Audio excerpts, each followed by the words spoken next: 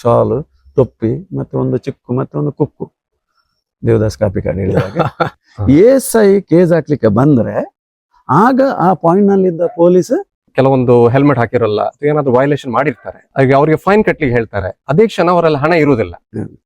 ಆವಾಗ ಅವರು ಅದೇ ಕ್ಷಣ ಕಟ್ಬೇಕಾ ಅಥವಾ ಏನಾದ್ರು ಆಪ್ಷನ್ ಇದೆಯಾ ಅವರಿಗೆ? ಟ್ರಾಫಿಕ್ ವಾರ್ಡನ್ ಗಳಿಗೆ ಹಿಂದೆ ಖಾಕಿ ಸಮವಸ್ತ್ರ ಇತ್ತು, ಇಂದು ಅದು ಏಕೆ ಮಾಯವಾಗಿದೆ? ದೊಡ್ಡ ಪ್ರಶ್ನೆ. ಆಗ ಸಡನ್ ಕೆಪಿಟಿಯಿಂದ ಒಂದು ಆಂಬುಲೆನ್ಸ್ ಬರ್ತದೆ. ಈಗ ನಾನು ಯಾವುದಕ್ಕೆ ಮೊದಲು ಆದ್ಯತೆ ಕೊಡಬೇಕು? ಆ ಹೋಗುವ ಟ್ರಾಫಿಕ್ಗೆ, ಆಂಬುಲೆನ್ಸ್ಗೆ? ಕೆಲವು ಸಾರಿ ಇಳಿದು ಹೊಡಿಲಿಕ್ಕೆ ಬಂದಿದ್ದಾರೆ. ನೀವು ನಂಬಲಿಕ್ಕೆಲ್ಲ, ಉಗುಳ್ತಾರೆ ನಮ್ಗೆ. ಓಹೋ, ಉಗುಳಿ ಹೋಗಿದ್ದಾರೆ. 3 ಸಾರಿ ನನ್ನ ಮೈ ಮೇಲೆ ಉಗುಳಿ ಹೋಗಿದ್ದಾರೆ. ಒಮ್ಮೆ ಪಾನ್ ತಿಂದು ಉಗುಳಿ ಹೋಗಿದ್ದಾರೆ. ಈಗ ನಾವು ಸತ್ತರೆ ನಮ್ಮ ಕುಟುಂಬಕ್ಕೆ ಡಿಪಾರ್ಟ್ಮೆಂಟ್ ನಿಂದ ಆಗ್ಲಿ ಸರ್ಕಾರದಿಂದ ಏನಿಲ್ಲ. ವೇದವ್ಯಾಸ್ ಕಾಮತ್ MLA 2017 ಅಕ್ಟೋಬರ್ 30ಕ್ಕೆ ನನ್ನ ಪಾಯಿಂಟ್ ನಲ್ಲೇ ಬಂದು ನನ್ನ ಸನ್ಮಾನಿಸಿದರು. ಸಾಧಾರಣ 75ಕ್ಕಿಂತ ಮೇಲೆ ನನಗೆ ಸನ್ಮಾನಗಳಾಗಿದೆ. ಕೊನೆಯದಾಗಿ ವಾಹನ ಸವಾರರಾದ ನಮ್ಮ ವೀಕ್ಷಕರಿಗೆ ಯಾವ ಸಂದೇಶವನ್ನು ಕೊಡಲು ಬಯಸ್ತೀರಿ ಸರ್? ನಮಸ್ಕಾರ and welcome to Kudla vibes. ನಾನು ಆಂಟನಿ ಡಿಸೋಜ. ಟ್ರಾಫಿಕ್ ವಾರ್ಡನ್ ಖಾಕಿ ಸಮವಸ್ತ್ರ ಏಕೆ ಮಾಯ ವಿಶೇಷ ಕಾರ್ಯಕ್ರಮಕ್ಕೆ ಸ್ವಾಗತ. ನೀವು ಟ್ರಾಫಿಕ್ ಪೊಲೀಸರ ಕೆಲಸವನ್ನ ನೋಡಿರ್ತೀರಾ.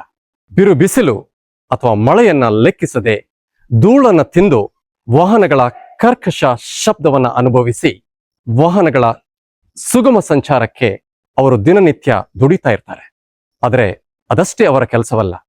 ರಸ್ತೆಯ ಸುರಕ್ಷಾ ನಿಯಮಗಳ ಪಾಲನೆ, ಅಪಘಾತಗಳ ನಿರ್ವಹಣೆ, ಅದೇ ರೀತಿ ಸಾರ್ವಜನಿಕರು ಹಾಗೂ ವಿದ್ಯಾರ್ಥಿಗಳು ರಸ್ತೆ ದಾಟಲು ನೆರವು, ಹೀಗೆ ಹಲವು ಕೆಲಸಗಳಲ್ಲಿ ನಮ್ಮ ಟ್ರಾಫಿಕ್ ಪೊಲೀಸರು ವ್ಯಸ್ತರಾಗಿರ್ತಾರೆ. ಹೀಗಿರುವಾಗ ಅವರ ನೆರವಿಗೆ ಧಾವಿಸುವ ಏಕೈಕ ವ್ಯಕ್ತಿ ಅಂತ ಹೇಳಿದ್ರೆ ಅದು ಟ್ರಾಫಿಕ್ ವಾರ್ಡನ್. ಹಾಗಾದ್ರೆ ಈ ಟ್ರಾಫಿಕ್ ವಾರ್ಡನ್ ಅಂದ್ರೆ ಯಾರು? ಟ್ರಾಫಿಕ್ ವಾರ್ಡನ್ ಮತ್ತು ಟ್ರಾಫಿಕ್ ಪೊಲೀಸರ ನಡುವೆ ಇರುವ ವ್ಯತ್ಯಾಸವೇನು? ಹಾಗೂ ಟ್ರಾಫಿಕ್ ವಾರ್ಡನ್ ರೈಟ್ಸ್ ಮತ್ತು ಲಿಮಿಟೇಷನ್ ಯಾವುದು? ಅದರ ಜೊತೆಗೆ ನಮ್ಮ ಮಂಗಳೂರಿನಲ್ಲಿ ಕಳೆದ 25 ವರ್ಷಗಳಿಂದ ಟ್ರಾಫಿಕ್ ವಾರ್ಡನ್ ಆಗಿ ನಿಸ್ವಾರ್ಥ ಸೇವೆಯನ್ನು ಸಲ್ಲಿಸಿರುವ ಒಬ್ಬ ವ್ಯಕ್ತಿಯನ್ನ ಈ ವಿಡಿಯೋದಲ್ಲಿ ನಾವು ನಿಮಗೆ ಪರಿಚಯಿಸಲಿದ್ದೇವೆ. ಅದು ಬೇರೆ ಯಾರೂ ಅಲ್ಲ, ನಿಮಗೆಲ್ಲರಿಗೂ ಪರಿಚಿತರಾಗಿರುವ ಶ್ರೀಯುತ ಫ್ರಾನ್ಸಿಸ್ ಮ್ಯಾಕ್ಸಿಮ್ ಮೋರಿಸ್.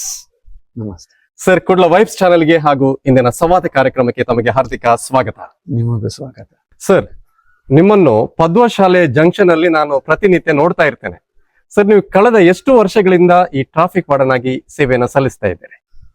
ನೋಡಿ, ನಾನು ನಿಜವಾಗಿ ಧರ್ಮಾರ್ಥ ಸೇವೆಯನ್ನು 2000 ಇಸವಿಯಿಂದ ಶುರು ಮಾಡಿದ್ದೇನೆ. ಆದರೆ ಆಗ ಟ್ರಾಫಿಕ್ ವಾರ್ಡನ್ ಆರ್ಗನೈಸೇಷನ್ ಅಂತ ಇರಲಿಲ್ಲ. 2015ರಲ್ಲಿ ಅಕ್ಟೋಬರ್ 1 ತಾರೀಕಿಗೆ ಆಗಿನ ಟ್ರಾಫಿಕ್ ಚೀಫ್ ನಮ್ಮ ಜೋ ಗೊನ್ಸಾಲ್ವಿಸ್ ಅಂತ ಒಬ್ಬರಿದ್ರು, 98 ಇಯರ್ಸ್. ಅವರು ಈ ಟ್ರಾಫಿಕ್ ವಾರ್ಡನ್ ಸ್ಕ್ವಾಡ್ ಅಂತ ಆಗಿನ ಕಮಿಷನರ್ನ ಒಟ್ಟಿಗೆ ಸೇರಿ ಸ್ಥಾಪಿಸಿದರು. ಕಾರಣಾಂತರದಿಂದ 2017ಕ್ಕೆ ಅದನ್ನು ಸರ್ಕಾರ ಟ್ರಾಫಿಕ್ ವಾರ್ಡನ್ ಸ್ಕ್ವಾಡ್ ಇದ್ದದ್ದನ್ನು ಟ್ರಾಫಿಕ್ ವಾರ್ಡನ್ ಆರ್ಗನೈಸೇಷನ್ ಆಗಿ ಪರಿವರ್ತಿಸಿದರು. ಆದುದರಿಂದ ನಾನು ಅಧಿಕೃತವಾಗಿ 2015ರಿಂದ ಇವತ್ತಿನ ತನಕ, ಅಂದರೆ ಇದು 10ನೇ ವರ್ಷ, 10 ವರ್ಷದಿಂದ ನಾನು ಅಧಿಕೃತವಾಗಿ ಟ್ರಾಫಿಕ್ ಡಿಪಾರ್ಟ್ಮೆಂಟ್ ಅಂಡರ್ನಲ್ಲಿ ಪದುವ ಶಾಲೆ ಹತ್ರ ಈಗ ಕಳೆದ 8 ವರ್ಷದಿಂದ ಕೆಲಸ ಮಾಡ್ತಿದ್ದೇನೆ. ಸೇರಿ ಮೊದಲು ನಾನು 2 ವರ್ಷ ನಂತೂರ್ ಸರ್ಕಲ್ನಲ್ಲಿದ್ದೆ. ಆಗ ನಂತೂರ್ ಸರ್ಕಲ್ ತುಂಬ ದೊಡ್ಡದಿತ್ತು. ನಂತೂರು ಬಿಟ್ಟರೆ ಮತ್ತೆ KPTA ಜಂಕ್ಷನ್ ಇತ್ತು. ಇಲ್ಲಿ ಪಾಯಿಂಟ್ ಅಂತ ಇರಲಿಲ್ಲ. ಏರ್ಪೋರ್ಟ್ಗೆ ಹೋಗ್ಲಿಕ್ಕೆ ಎಲ್ಲರೂ ಹೋಗೋದು KPTಯಿಂದಲೇ.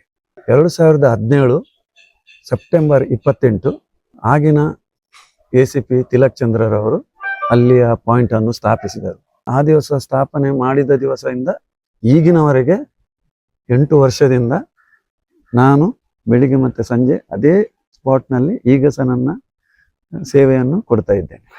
ಬೆಳಿಗ್ಗೆ ಮತ್ತೆ ಸಂಜೆ ಅಂತ ಹೇಳಿದ್ರಿ ಸರ್, ಬೆಳಿಗ್ಗೆ ಎಷ್ಟು ಗಂಟೆ ಮತ್ತು ಸಂಜೆ ಎಷ್ಟು ಗಂಟೆ? ಬೆಳಿಗ್ಗೆ 8ರಿಂದ 9, ಮತ್ತೆ ಸಂಜೆ 5:30ಯಿಂದ 7:30, ಕೆಲವು ಸಾರಿ 8, ಇಲ್ಲಾದ್ರೆ 7. ಅದು ಡಿಪೆಂಡ್ ಅಪಾನ್ ಟ್ರಾಫಿಕ್. ಯಾಕೆಂದ್ರೆ ಬೆಳಿಗ್ಗೆ ನನ್ನ ಶಾಲಾ ವೃತ್ತಿ, ಶಾಲಾ ಮಕ್ಕಳನ್ನು ಶಾಲೆಗೆ ಕೊಂಡೋಗುವಂಥ ವೃತ್ತಿ 8 ಗಂಟೆಯೊಳಗೆ ನನ್ನ ಶಾಲಾ ಟ್ರಿಪ್ ಮುಗಿತದೆ. ಆದ್ದರಿಂದ ನಂತರ ನಾನು ತೆರೆದ ಶಾಲೆದು ಮಕ್ಕಳನ್ನು ಕೊಂಡೋಗುವ ವೃತ್ತಿಯನ್ನು ಮಾಡ್ತೇನೆ. ಅದರ ನಂತರ ಸೀದಾ ಪದುವಾಗೆ ಬಂದು ಅಲ್ಲಿ ನಾನು 8ರಿಂದ 9 ತನಕ, ಯಾಕಂದರೆ ಅಲ್ಲಿ ತುಂಬ ಜನ ಕೆಲಸಕ್ಕೆ ಹೋಗುವವರು, ಪ್ರಾಯದವರು, ಶಾಲಾ ಮಕ್ಕಳು ಅಲ್ಲಿ ಕಾಲೇಜ್ ತನಕ, ಡಿಗ್ರಿ ತನಕ ಇದ್ದುದರಿಂದ ಅವ್ರಿಗೆ 2 ಟ್ರ್ಯಾಕ್ ಕ್ರಾಸ್ ಮಾಡಬೇಕಾಗ್ತದೆ, ಹೈವೇ, ನ್ಯಾಷನಲ್ ಹೈವೇ. ಆದುದರಿಂದ ತುಂಬ ಕಷ್ಟ ಆಗ್ತದೆ. ಪ್ರೈಮರಿ ಮಕ್ಕಳು, ನರ್ಸರಿ ಮಕ್ಕಳೆಲ್ಲ ಇದ್ದಾರೆ, ಮತ್ತು ಹಾಸ್ಟೆಲ್, ಬೇರೆ ಕಡೆಗೆ 2 ಶಾಲೆ ಇದೆ, ಭಾರತಿ ಶಾಲೆ ಮತ್ತೆ ನಿಟ್ಟೆ ಶಾಲೆ ಉಂಟು. 3 ಶಾಲೆದ ಮಕ್ಕಳು ಅಲ್ಲಿ ಯೂಸ್ ಆಗಿ ಕ್ರಾಸ್ ಆಗ್ತವೆ. ಅದಕ್ಕೆ ಯಾರೂ ನಿಲ್ಲಿಸುವುದಿಲ್ಲ. ಅಲ್ಲಿ ಓಪನ್ ಪಾಯಿಂಟ್ ಆದ್ದರಿಂದ ಈಗ ಜಂಕ್ಷನ್ ನಲ್ಲಿ ಆದ್ರೆ ಸ್ಲೋ ಮಾಡ್ತಾರೆ, ಅಲ್ಲಿ ಓಪನ್ ಪಾಯಿಂಟ್, ಅಲ್ಲಿ ಸರ್ಕಲ್ ಇಲ್ಲ. ಆದುದರಿಂದ ಎಲ್ಲರೂ ಒಕ್ಕಿಸುವುದೇ, ಮಕ್ಕಳಿಗೆ ಆಗ್ಲಿ ಜನರಿಗೆ ಕ್ರಾಸ್ ಆಗ್ಲಿಕ್ಕೆ ಆಗ ನಿಲ್ಲಿಸುವುದಿಲ್ಲ. ಅಲ್ಲಿ ಯಾರಾದ್ರೂ ಒಬ್ಬರ ಪ್ರೆಸೆಂಟ್ ಇರಲೇಬೇಕು. ಆದ್ದರಿಂದ ನಾನು ಬೆಳಿಗ್ಗೆ 8 ರಿಂದ 9, ಸಂಜೆ 5:30 7, 7:30 ತನಕ ಪದ್ವದನ್ನ ಮಾಡ್ತಾ ಇದ್ದೆ. ಈಗ ಟ್ರಾಫಿಕ್ ಪೊಲೀಸ್ ನ ಕೆಲಸ ಏನಂತ ನಾವು ನೋಡಿರ್ತೇವೆ. ಹಾಗಾದ್ರೆ ಟ್ರಾಫಿಕ್ ವಾರ್ಡನ್ ನ ಕೆಲಸ ಮತ್ತು ಕರ್ತವ್ಯ ಏನು? ಟ್ರಾಫಿಕ್ ವಾರ್ಡನ್ ಅಂದ್ರೆ ನಾವಾಗಿ ಫ್ರೀಯಾಗಿ ಟ್ರಾಫಿಕ್ ಪೊಲೀಸರ ಒಟ್ಟಿಗೆ ಸೇರಿ ಪೀಕ್ ಅವರ್ಸ್ ನಲ್ಲಿ, ಎಕ್ಸಾಂಪಲ್ ಬೆಳಿಗ್ಗೆ ಮತ್ತೆ ಸಂಜೆ ಪೀಕ್ ಅವರ್ಸ್ ನಲ್ಲಿ ಪೊಲೀಸ್ನವರಿಗೆ ಪೀಕ್ ಸರ್ಕಲ್ ನಲ್ಲಿ ಹೆಲ್ಪ್ ಮಾಡೋದು. ಟ್ರಾಫಿಕ್ ನಿರ್ವಹಣೆಗೆ ಟ್ರಾಫಿಕ್ ವಾರ್ಡನ್ ಸೇವೆಗೆ ಸೇರುವಾಗ ಅಂದ್ರೆ ಅವರಿಗೆ ಟ್ರೈನಿಂಗ್ ಇರ್ತದೆ. ನಂತರ ಒಮ್ಮೆಲೆ ಅವರಿಗೆ ಸಿಂಗಲ್ ಪಾಯಿಂಟ್ ಯಾರು ಕೊಡೋದಿಲ್ಲ. ಟ್ರಾಫಿಕ್ ವಾರ್ಡನ್ ಸೇವೆ ಅಂದ್ರೆ ಧರ್ಮಾರ್ಥ. ಇದರಲ್ಲಿ ಡಿಪಾರ್ಟ್ಮೆಂಟ್ ಇಂದ ಸಂಬಳ ಆಗಲಿ ಯೂನಿಫಾರ್ಮ್ ಆಗಲಿ ಏನೂ ಇಲ್ಲ, ಎಲ್ಲ ನಮ್ಮ ಖರ್ಚೆ, ನಾವಾಗಿ ಸೇರಿದ್ದು ಖುಷಿಯಿಂದ. ಯೂನಿಫಾರ್ಮ್ ಖರ್ಚು ಕೂಡ ನೀವೇ ನೋಡ್ಕೊಳ್ಬೇಕು? ಎಲ್ಲ ಎಲ್ಲ ನಾವೇ, ಏನಿಲ್ಲ. ಕೇಳಿದರೆ ರಿಫ್ಲೆಕ್ಟರ್ ಜಾಕೆಟ್ ಮಳೆಗಾಲದಲ್ಲಿ ಅದನ್ನು ಕೊಡ್ತಾರೆ. ಯಾವುದೇ ಡಿಪಾರ್ಟ್ಮೆಂಟ್ ಇಂದ ಇಲ್ಲ ನಮ್ಗೆ, ಎಲ್ಲ ನಮ್ಮ ಖರ್ಚಲ್ಲಿ. ಮನೆಯಿಂದ ಪಾಯಿಂಟಿಗೆ ಬರೋದು, ಪಾಯಿಂಟ್ನಿಂದ ಮನೆಗೆ ಹೋಗೋದು, ಎಲ್ಲ ಪೆಟ್ರೋಲ್ ಖರ್ಚು ಎಲ್ಲ ನಮ್ಮದೇ, ಏನಿಲ್ಲ.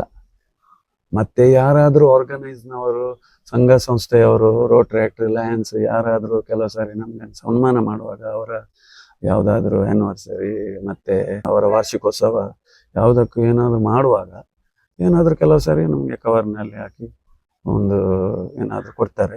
ಶಾಲು, ಟೊಪ್ಪಿ, ಮತ್ತೆ ಒಂದು ಚಿಕ್ಕು, ಮತ್ತೆ ಒಂದು ಕುಕ್ಕು, ದೇವದಾಸ್ ಕಾಪಿ ಕಾರ್ಡ್ ಹೇಳಿದಾಗ ಅದನ್ನು ಕೊಟ್ಟು ನಮಗೆ ಸಮಾಧಾನ ಮಾಡ್ತಾರೆ ಅಷ್ಟೇ. ಟ್ರಾಫಿಕ್ ವಾರ್ಡನ್ ಸೇವೆ ಅಂದ್ರೆ ನಾವಾಗಿ ಫ್ರೀ ಆಗಿ ಪೊಲೀಸರ ಒಟ್ಟಿಗೆ ಟ್ರಾಫಿಕ್ ನಿರ್ವಹಣೆಗೆ ಅವರಿಗೆ ಹೆಲ್ಪ್ ಮಾಡೋದು. ನಾಗರಿಕ ಪೊಲೀಸ್ ಹೇಳ್ತಾರೆ ಅದಕ್ಕೆ, ಸಂಚಾರಿ ವಾರ್ಡನ್. ನಾವು ಪೊಲೀಸ್ ಅಲ್ಲ, ನಾವು ಪಬ್ಲಿಕ್, ಡೆಸಿಗ್ನೇಷನ್ ನಮ್ದು ಪಬ್ಲಿಕ್. ಆದ್ದರಿಂದ ಟ್ರಾಫಿಕ್ ವಾರ್ಡನ್ ಇಷ್ಟೇ, ಪೊಲೀಸ್ನವರಿಗೆ ಹೆಲ್ಪ್ ಮಾಡೋದು ಪೀಕ್ ಅವರ್ಸ್ ನಲ್ಲಿ. ಈಗ ಪೊಲೀಸರಿಗೆ ಕೆಲವೊಂದು ರೈಟ್ಸ್ ಇರುತ್ತೆ, ಹೆಲ್ಮೆಟ್ ಹಾಕದಿದ್ರೆ ಅವರಿಗೆ ಫೈನ್ ಹಾಕುವಂತದ್ದು, ಆ ರೀತಿ ಅಂತ ಘಟನೆಗಳು ನಿಮಗೆ ಕಂಡು ಬಂದಾಗ ನೀವು ಏನ್ ಮಾಡ್ತೀರಿ? ನೋಡಿ, ಅಫೆನ್ಸ್ ನಮ್ಗೆ ಸಂಬಂಧ ಇಲ್ಲ, ನಮ್ಗೆ ರೈಟ್ಸ್ ಇಲ್ಲ. ಯಾವುದೇ ವೆಹಿಕಲ್ ನಿಲ್ಲಿಸೋದು, ರೆಕಾರ್ಡ್ಸ್ ಚೆಕ್ ಮಾಡೋದು, ಅವರದ್ದು ಕೀ ತೆಗೆಯೋದು, ಅವರಿಗೆ ಕೇಸ್ ಆಗ್ತಾನೆ ಹೇಳೋದು, ಅವರದ್ದು ರೆಕಾರ್ಡನ್ನು ಕೇಳೋದು ಯಾವುದೇ ನಮ್ಗೆ ಇಲ್ಲ. ಅವರಿಗೆ ಬೈಯೋದಾಗ್ಲಿ, ಅವರಿಗೆ ಅಬ್ಯೂಸ್ ಮಾಡೋದು, ಯಾವುದೇ ವಿಷಯದಲ್ಲಿ ನಮ್ಗೆ ಏನು ಮಾಡ್ಲಿಕ್ಕಿಲ್ಲ. ನಾವು ಟ್ರಾಫಿಕ್ ನಿರ್ವಹಣೆ ಮಾತ್ರ. ಅವರಾಗಿ ನಮ್ಗೆ ಏನಾದರೂ ಅಬ್ಯೂಸ್ ಮಾಡಿದ್ರೆ, ಬೈದ್ರೆ, ನಮ್ಮ ಮೈ ಮೇಲೆ ಮೈ ಹಾಕಿದ್ರೆ ಅವರ ನಂಬರ್ ನೋಟ್ ಮಾಡೋದು, ಸ್ಟೇಷನ್ಗೆ ಕೊಡೋದು. ಈಗಿನ ಟೆಕ್ನಾಲಜಿ ಪ್ರಕಾರ ಅವರ ಗಾಡಿ ನಂಬರ್ ಹೊಡೆದ ಕೂಡಲೇ ಅವರ ಮೊಬೈಲ್ ಅಡ್ರೆಸ್ ಎಲ್ಲ ಬರ್ತದೆ. ಆದ್ದರಿಂದ ಅವರ ಮೊಬೈಲ್ ನಂಬರ್ ಇದ್ದ ಅವರನ್ನು ಸ್ಟೇಷನ್ಗೆ ಕರೀತಾರೆ. ಕರೆದು ನಾವು ಯಾತಕ್ಕೋಸ್ಕರ ಅಲ್ಲಿ ಇದ್ದೇವೆ, ಯಾರಿಗೋಸ್ಕರ ಇದ್ದೇವೆ, ಅವರು ಮಾಡುವ ಕೆಲಸ, ಸೇವೆ ಉದ್ದೇಶ ಏನು ಎಲ್ಲ ಅವರಿಗೆ ಪರಿಗಣಿಸಿ, ಮನಗಣಿಸಿ, ಮತ್ತೆ ಅವರಿಗೆ ವಾರ್ನಿಂಗ್ ಕೊಟ್ಟು ಫೈನ್ ಹಾಕಿ, ಪುನಃ ರಿಪೀಟ್ ಆದರೆ ನಿಮ್ಮ ಮೇಲೆ ನಾವು ಆ್ಯಕ್ಷನ್ ತಗೊಳ್ತೇವೆ ಅಂತ ಅವರನ್ನು ಮತ್ತೆ ಫೈನ್ ಹಾಕಿ ಬಿಡ್ತಾರೆ.